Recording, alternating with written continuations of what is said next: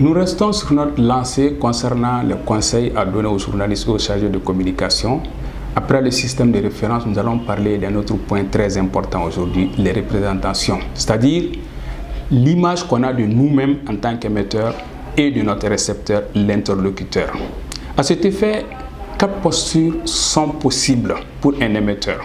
La première, c'est quand l'émetteur se sent supérieur au récepteur. La communication se fait au rabais parce qu'il n'a pas de considération pour les messages qui reviennent en retour. Donc, on est dans une situation de complexe de supériorité du récepteur sur l'émetteur. La deuxième, c'est quand l'émetteur se sent inférieur au récepteur.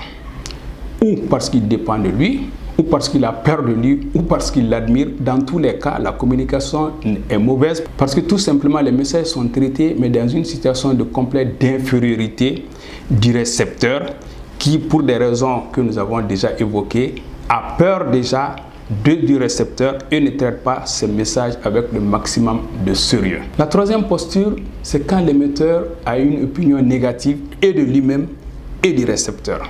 La communication est même inexistante. On ne peut même pas dire que la communication est mauvaise, elle est inexistante parce que le récepteur même ne prend pas la communication au sérieux. Donc on ne peut pas parler de communication dans ce cas précis.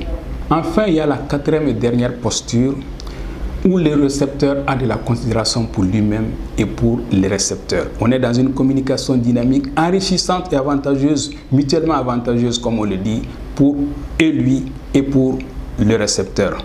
Donc, c'est cette posture qui est recommandée parce qu'elle est la plus avantageuse. Elle permet même aux deux de réaliser des projets communs à la limite.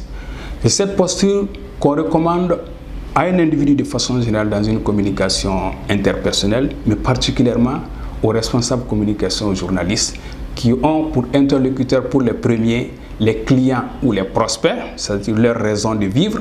Ensuite, et pour les deuxièmes, les journalistes, c'est vraiment le témoin principal ou le sujet d'actualité majeur.